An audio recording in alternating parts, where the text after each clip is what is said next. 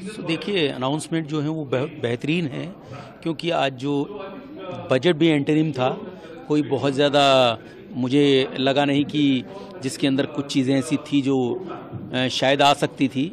मैं उम्मीद कर रहा था, लेकिन शायद कहीं बिकॉज ऑफ एंटरिम बजट तो वो नहीं सुनाई दी हैं। लेकिन ऑफ कोर्स जो सबसे बड़ी बात थी कि इंफ्रास्ट्रक्चर के ऊपर काफ़ी ज़्यादा फोकस था। जो कैपिटल एक्सपेंडिचर की बात हुई, कि जैसे मैंने आपको बजट से भी पहले कहा था कि उसके अंदर एक काफ़ी बड़ा अमाउंट इंक्रीज़ होना चाहिए, तो वो कहीं ना कहीं कंसीडर किया गया है कि जो लास्ट ईयर 10 लाख करोड़ का कैपिटल एक्सपेंडिचर था, उसे बढ़ाकर 11 लाख करोड़ से भी ज़्यादा किया गया है। वो एक बहुत बड़ा वेलकम पॉइंट है।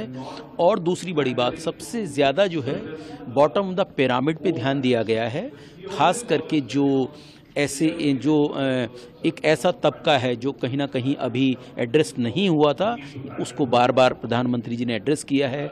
चाहे हम युवा शक्ति की बात करें, चाहे नारी शक्ति की बात करें, उनके ऊपर फोकस ज़्यादा है। और ऑफ कोर्स एक संतुलित बजट है, जितना भी बेस्ट कर सकते थे।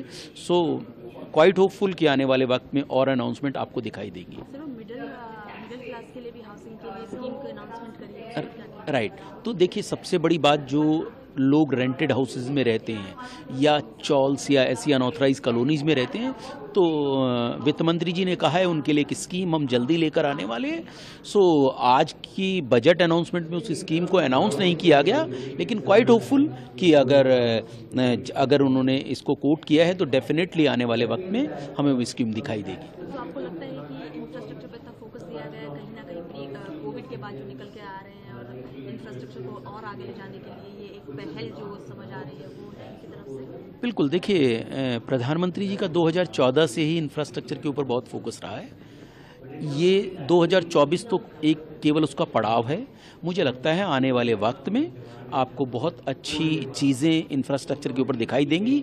और एक जैसा आप देखिए कितना बेस चीज़ किया है कि जो रेलवे कॉरिडोर है उनकी अनाउंसमेंट की है। दूसरी बड़ी बात क्या किया है कि क्योंकि जो रेलवे का अनुभव है लोगों का, वो इंक्रीमेंट किया जा सके, ज़्यादा बेहतर किया जा सके। तो जो रेलवे बोगीज़ हैं उनको इंक्रीज़ करके, उनकी क्वालिटी इंप्रूवमेंट करके वंदे भारत के लेवल तक लाने की बात की गई है, जो एक बहुत विजनरी बात है। तो मुझे लगता है कि बहुत सारी चीज़ें हैं जो सुनने को अच्छी हैं, लेकिन बिकॉज मैं रियल एस्टेट इंडस्ट्री से बिलोंग करता हूं, तो मैं कुछ और उम्मीदें कर रहा था कि मुझे लग रहा था कि शायद कुछ होगा। लेकिन क्वाइट फॉर होपफुल कि नेक्स्ट टाइम जब भी कभी आफ्टर जब भी इलेक्शंस के बाद गवर्नमेंट फॉर्म होगी, तो ज़रूर कुछ ना कुछ अनाउंसमेंट देखने को मिलेंगे।